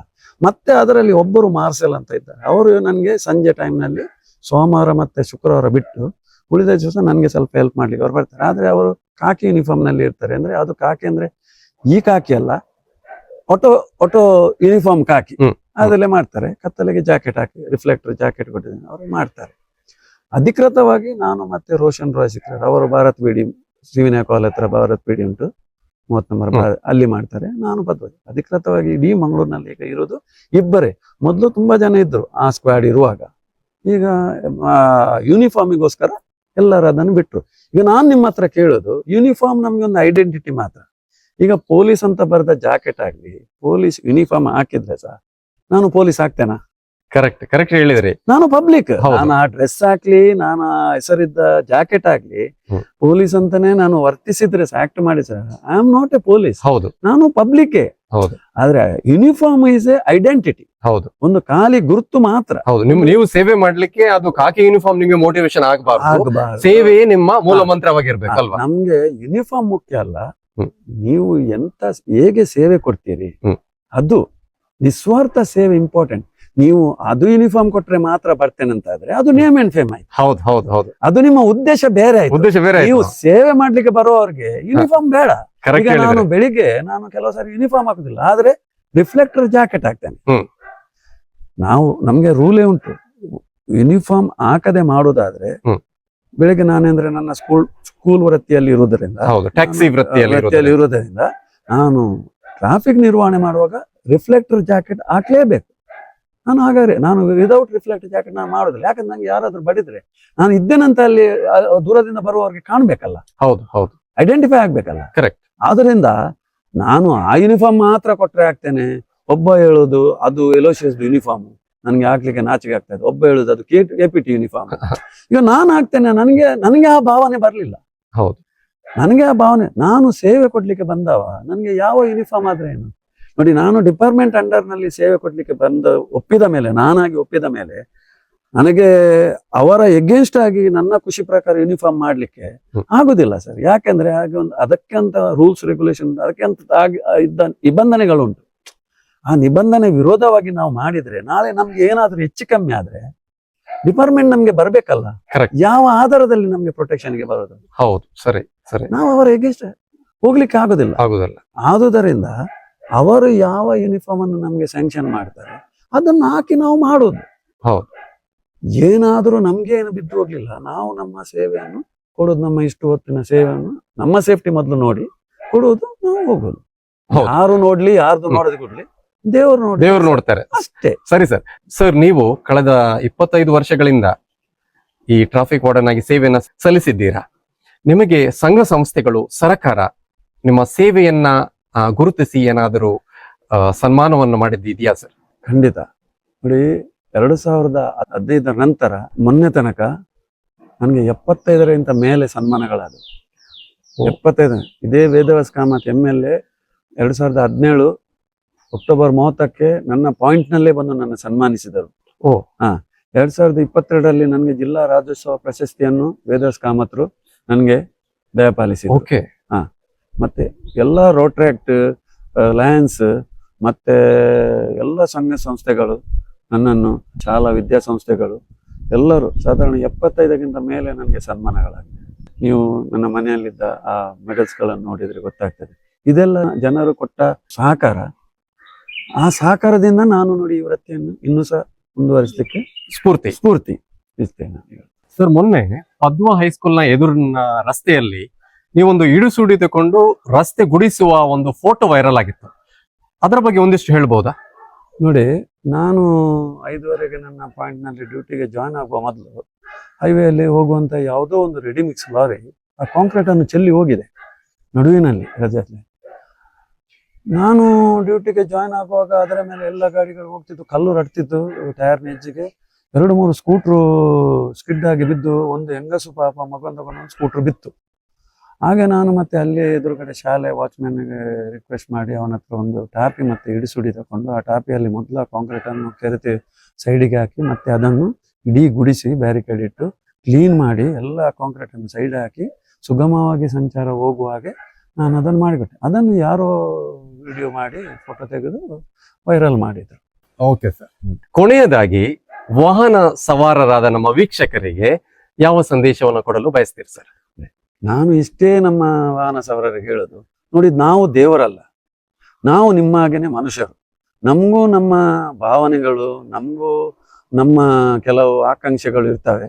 ನಾವು ನಮ್ಮ ಹೆಂಡತಿ ಮಕ್ಕಳನ್ನು ಸ್ಯಾಕ್ರಿಫೈಸ್ ಮಾಡಿ ನಾವು ಆ ಕುಟುಂಬದೊಟ್ಟಿಗೆ ಕಳೆಯುವ ಸಮಯವನ್ನು ನಾವು ಅವರನ್ನು ಮನವೊಲಿಸಿ ನಾವು ನಿಮಗೋಸ್ಕರ ಈ ಮಾರ್ಗದಲ್ಲಿ ಬಂದು ಆ ಹೊಗೆ, ಆ ಧೂಳು, ಆ ಕರ್ಕಶ ಹಾರ್ನು, ಆ ಜನರ ಬಾಯಿಗಳಿಂದ ಬೈಗುಳ, ಕೆಲವು ಸಾರಿ ಉಗುಳಿದು ಸಹ ಉಂಟು. ಇದೆಲ್ಲ ಸಹಿಸಿ ನಾವು ನಿಮಗೋಸ್ಕರ, ನಿಮ್ಮ ಮಕ್ಕಳಿಗೋಸ್ಕರ ನಾವು ಈ ರಸ್ತೆ ನಿರ್ವಹಣೆ ಮಾಡುವಾಗ ಅದರಲ್ಲಿ ನಿಮ್ಗೆ ಎಷ್ಟೋ ಉಪಕಾರ ಇರ್ತದೆ. ನಿಮ್ಮ ಫ್ಯೂಲ್ ಸೇವ್ ಆಗ್ತದೆ, ಆಕ್ಸಿಡೆಂಟ್ ಸೇವ್ ಆಗ್ತದೆ, ಟೈಮ್ ಸೇವ್ ಆಗ್ತದೆ, ನಿಮ್ಮ ಮನೋಸ್ಥಿತಿ ಸ್ಟೇಬಲ್ ಇರ್ತದೆ, ಎಲ್ಲ ಇರ್ತದೆ. ಇಷ್ಟೆಲ್ಲ ನಾವು ನಿಮಗೋಸ್ಕರ ಅಲ್ಲಿ ನಿಂತು ಸ್ಯಾಕ್ರಿಫೈಸ್ ಮಾಡುವಾಗ ನಮ್ಮನ್ನು ಯಾವಾಗ ಸಹ ಲಾರಿಯವರು ಬಸ್ನವರು ಅಡಿಗೆ ಹಾಕಿ ಹೋಗ್ಬೋದು. ನಮ್ಗೆ ಏನು ಸಿಗೋದಿಲ್ಲ. ಈಗ ನಾವು ಸತ್ತರೆ ನಮ್ಮ ಕುಟುಂಬಕ್ಕೆ ಡಿಪಾರ್ಟ್ಮೆಂಟ್ನಿಂದ ಆಗಲಿ ಸರ್ಕಾರದಿಂದ ಏನಿಲ್ಲ. ನಮ್ಗೆ ಮೊದಲೇ ಹೇಳ್ತಾರೆ, ನಿಮ್ಮ ಸೇಫ್ಟಿ ನೀವೇ ನೋಡಬೇಕು, ನಿಮ್ಮ ಸೇಫ್ಟಿ ಮೊದಲು ನೋಡಿ, ಮತ್ತೆ ಅವ್ರದ್ದು ಸೇಫ್ಟಿ ನೋಡಿ ಅಂತ. ಆದರೆ ನಾವು ದೇವರ ಮೇಲೆ ಭಾರ ಹಾಕಿ ನಾವು ನಿಮ್ಮ ಒಂದು ಉಪಕಾರಕ್ಕೆ ಅಲ್ಲಿ ನಾವು ಇರುವಾಗ ನೀವು ನಮಗೆ ಅಲ್ಲಿ ಸಹಕರಿಸಲಿಲ್ಲ ಆದರೆ ಕಷ್ಟ ಆಗ್ತದೆ. ಈಗ ನೋಡಿ, ಒಂದು ಮದುವೆಗೆ ಹೋದಲ್ಲಿ 3 ಗಂಟೆ ನಾವು ತಾಳ್ಮೆಯಿಂದ ಕೂತ್ಕೊಳ್ತೇವೆ. ಬೇರೆ ಎಲ್ಲಿಯೋ ಒಂದು ಕಾರ್ಯಕ್ಕೆ ಹೋಗುವ ತಾಳ್ಮೆಯಿಂದ ಕೂತ್ಕೊಳ್ತೇವೆ. ಬೇರೆ ಯಾವುದೇ ಒಂದು ಇದಕ್ಕೆ ನಾವು ಹೋಗ್ತೇವೆ. ಆದರೆ ಆ ಪಾಯಿಂಟ್ನಲ್ಲಿ ಬರುವಾಗ ಒಂದು 30 ಸೆಕೆಂಡ್, ಒಂದು ಅರ್ಧ ನಿಮಿಷ ನಮಗೆ ನಿಲ್ಲಕ್ಕೆ ಬೇಡ. ನಾವು ಯಾಕೆ ಬ್ಲಾಕ್ ಆಗಿದೆ, ಯಾಕೆ ನಮ್ಮನ್ನು ನಿಲ್ಲಿಸ್ತಾರೆ, ನಾವು ಅದನ್ನು ಅರ್ಥ ಮಾಡಿಕೊಳ್ಬೇಕು. ಆಂಬ್ಯುಲೆನ್ಸ್ ಇರ್ಬೋದು, ಇಲ್ಲಾಂದ್ರೆ ಬೇರೆ ಏನಾದರೂ ಒಂದು ಬ್ಲಾಕ್ ಆಗಿರ್ಬೋದು, ಆಕ್ಸಿಡೆಂಟ್ ಆಗಿರ್ಬೋದು, ಅದನ್ನು ಕ್ಲಿಯರ್ ಮಾಡೋ ತನಕ ಬ್ಲಾಕ್ ಆಗ್ತದೆ. ಎಲ್ಲ ಕಡೆ ನಾವು ನಿಲ್ಲಿಸಬೇಕಾಗ್ತದೆ. ಆದುದರಿಂದ ನನ್ನದು ಇಷ್ಟೇ ಕಳಕಳಿ ವಿನಂತಿ ಸಾರ್ವಜನಿಕರಿಗೆ, ನಮ್ಮನ್ನು ನೀವು ಸಹಕರಿಸಬೇಕು. ನಮ್ಮನ್ನು ನೀವು ಸಹಕರಿಸಿದ್ರೆ ನಮಗೆ ನಿಮಗೋಸ್ಕರ ಈ ಸೇವೆ ಕೊಡ್ಲಿಕ್ಕೆ ಆಗ್ತದೆ. ಮತ್ತೆ ತಾಳಿದವನೇ ಬಾಳಿಯನ್ನು, ನಮಗೂ ಒಂದು ಲಿಮಿಟ್ಸ್ ಅಂತ ಉಂಟು. ಲಿಮಿಟ್ಸ್ಗಿಂತ ಜಾಸ್ತಿ ಆದರೆ ಜಾಸ್ತಿ ಬಗ್ಲಿಕ್ಕೂ ನಮಗೂ ಆಗೋದಿಲ್ಲ. ಮತ್ತೆ ಅದಕ್ಕೋಸ್ಕರ ನೋಡಿ, ನೀವು ಸಹಕಾರ ಕೊಡೋದಿಲ್ಲ ಆದರೆ ಅದಕ್ಕೆ ನಮ್ಮ ಮಂಗಳೂರಿನಲ್ಲಿ ಸಮಾಜ ಸೇವೆ ಮಾಡಲಿಕ್ಕೆ ಯಾರೂ ಮುಂದೆ ಬರೋದಿಲ್ಲ, ಯಾರೂ ಬರೋದಿಲ್ಲ. ಈಗ ಇಡೀ ಮಂಗಳೂರಿನಲ್ಲಿ ನೋಡಿ, ನಾವು ಇಬ್ಬರು ಇರೋದು. ಯಾಕೆ ಮಂಗಳೂರಿನಲ್ಲಿ ಇಷ್ಟು ಯಂಗ್ಸ್ಟರ್ಸ್ ಇದ್ದಾರೆ, ಎಷ್ಟೋ ಜನ ಮನೆಯಲ್ಲಿ ಟಿವಿ ಬಾರ್ನಲ್ಲಿ ಕೂತ್ಕೊಂಡು, ಅವರ ಬೇರೆ ಬೇರೆ ಜಾಗೆ ಕಟ್ಟೆಯಲ್ಲಿ ಕೂತ್ಕೊಂಡು ಗಪ್ಪೆ ಹೊಡೆದು ಏನೇನು ಮಾಡ್ತಾರೆ. ಆದರೆ ಮಾರ್ಗಕ್ಕೆ ಸಮಾಜ ಸೇವೆ, ಓಪನ್ ಪಬ್ಲಿಕ್ ಅಡ್ರೆಸ್ಗೆ ಯಾರೂ ಬರೋದಿಲ್ಲ. ನಾನು ಹೇಳೋದು ನಿಮ್ಮ ಹತ್ರ, ನಿಮಗೆ ಟೈಮ್ ಇದ್ದರೆ ಇಂಥ ಸೇವೆ ಕೊಡಲಿಕ್ಕೆ ಮುಂದೆ ಬನ್ನಿ, ನಾನು ನಿಮಗೆ ಸಹಕರಿಸ್ತೇನೆ. ಮತ್ತು ನೀವು ಮಾರ್ಗದಲ್ಲಿ ಜಂಕ್ಷನ್ನಲ್ಲಿ ಹೋಗುವಾಗ ಟ್ರಾಫಿಕ್ ರೂಲನ್ನು ಫಾಲೋ ಮಾಡಬೇಕು. ಜಂಕ್ಷನ್ನಲ್ಲಿ ನೀವು ತಾಳ್ಮೆ ತಗೊಂಡು ನಮ್ಮನ್ನು ಸಹಕರಿಸಿ ಅಂತ ನನ್ನ ಕಳಕಳಿಯ ವಿನಂತಿ. ಸರಿ ಸರ್, ಇದುವರೆಗೆ ಕುಡ್ಲ ವೈಬ್ಸ್ ಚಾನೆಲ್ ಜೊತೆ ಮಾತನಾಡಿ ಟ್ರಾಫಿಕ್ ವಾರ್ಡನ್ನ ಸೇವೆಯ ಬಗ್ಗೆ ಸವಿಸ್ತಾರವಾದ ಮಾಹಿತಿಯನ್ನ ನೀಡಿದ್ದೀರಾ. ನಮ್ಮೆಲ್ಲರ ವೀಕ್ಷಕರ ಪರವಾಗಿ ನಿಮಗೆ ಹೃತ್ಪೂರ್ವಕ ವಂದನೆಗಳು ಸರ್. ಸ್ನೇಹಿತರೆ, ಈ ಕಾರ್ಯಕ್ರಮ ನಿಮಗೆ ಇಷ್ಟವಾದಲ್ಲಿ ಕುಡ್ಲ ವೈಬ್ಸ್ ಚಾನೆಲ್ಗೆ ಸಬ್ಸ್ಕ್ರೈಬ್ ಆಗಿ, ಲೈಕ್, ಶೇರ್, ಕಾಮೆಂಟ್ ಮಾಡಲು ಮರೆಯದಿರಿ ಅಂತ ಹೇಳ್ತಾ, ಮುಂದೆ ಇಂತಹುದೇ ಉತ್ತಮ ಕಾರ್ಯಕ್ರಮದೊಂದಿಗೆ ಮತ್ತೆ ಭೇಟಿಯಾಗೋಣ. ವಂದನೆಗಳು. ನಮಸ್ಕಾರ.